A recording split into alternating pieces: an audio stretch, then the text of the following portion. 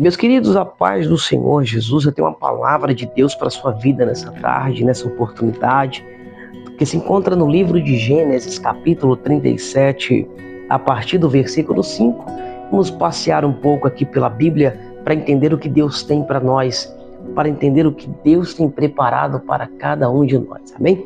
Capítulo 37 do Gênesis, versículo de número 5, a Bíblia diz: E aconteceu que José teve um sonho e contou aos seus irmãos. Por isso passaram a odiá-lo ainda mais. Bom, todo mundo conhece a história magnífica do jovem José. Um jovem que Deus escolheu ainda na sua adolescência.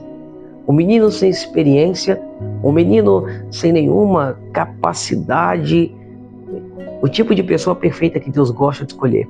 Novo, inexperiente, sem nenhuma capacidade. A prova exata é que Deus não escolhe por idade, não escolhe por capacidade.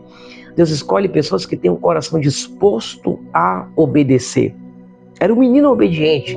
Uma das maiores características de José, e na verdade de todos aqueles que Deus escolheu na Bíblia, é a capacidade de obedecer. Deus não trabalha com pessoas desobedientes. Deus não trabalha com pessoas que não têm a capacidade de ouvir e aplicar aquilo que Deus colocou nos seus corações. Era isso que José tinha. O grande diferencial da vida de José não era quem ele era ou o que ele fazia, é o que ele tinha dentro do seu coração. Obediência, fidelidade e apto para ouvir.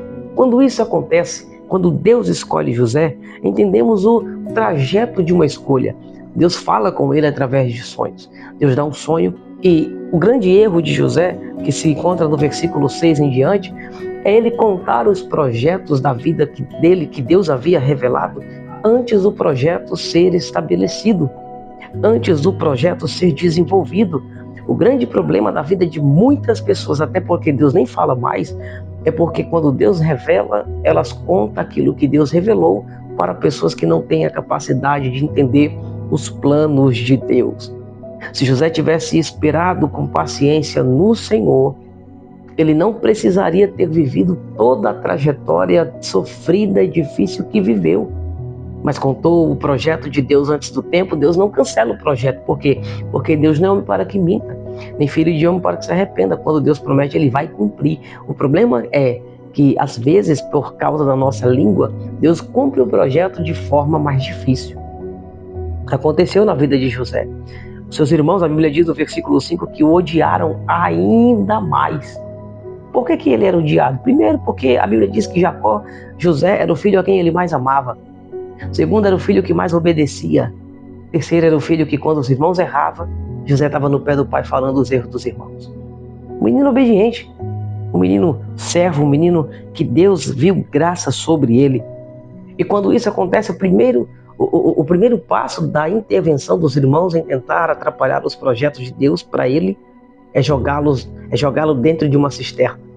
O propósito inicial era matá-lo, mas o irmão mais velho interviu e acabou apenas fazendo com que ele fosse vendido para uma terra longínqua, para uma terra de politeísmo, para uma terra onde a idolatria era estabelecida, para uma terra chamada Egito. O Egito foi, naquela época, a capital da época, o país de primeiro mundo.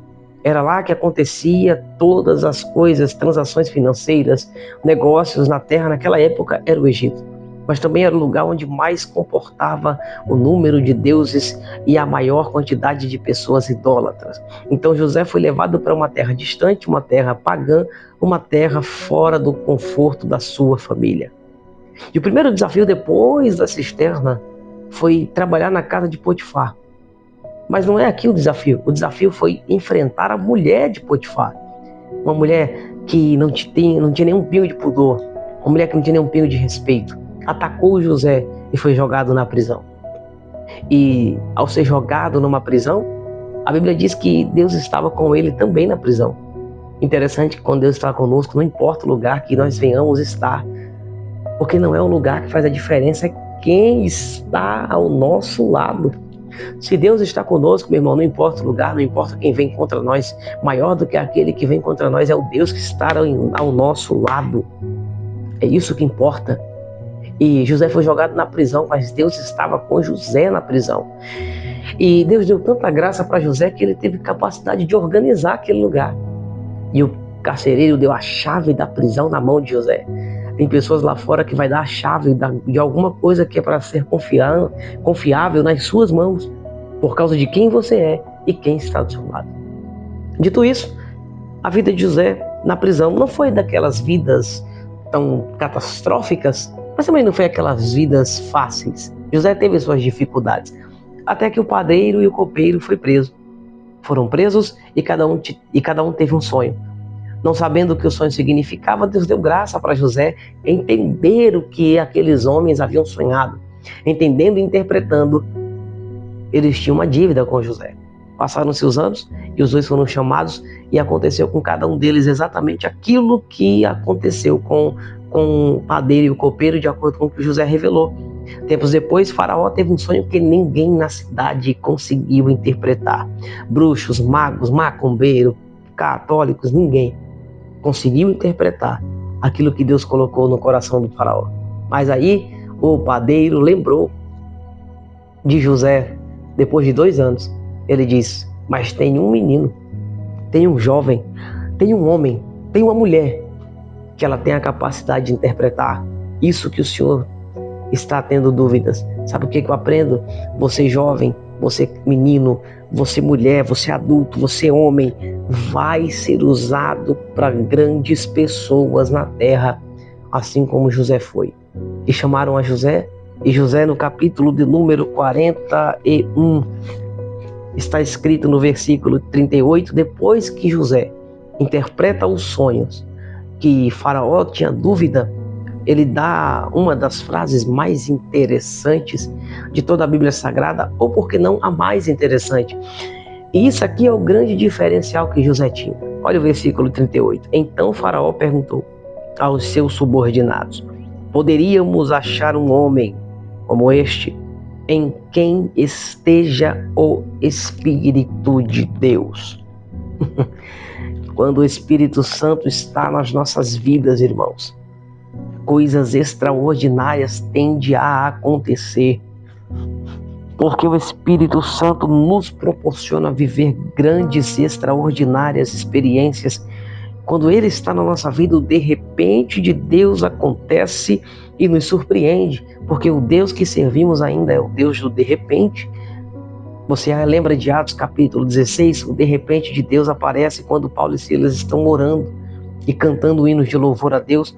E a Bíblia diz que de repente Deus manda um terremoto, abala os alicerces e todos os presos são soltos. Quem louva e quem ora, Deus liberta, Deus abre porta, Deus quebra cadeia, porque é assim que Deus trabalha. Então José virou o governador do Egito. Mudou a sua história, mudou a história da sua família. Deus quer mudar também a sua história. Deus quer mudar também o seu quadro de vida. A grande pergunta é: como você está se posicionando diante de um Deus que muda, diante de um Deus que cura e diante de um Deus que sara?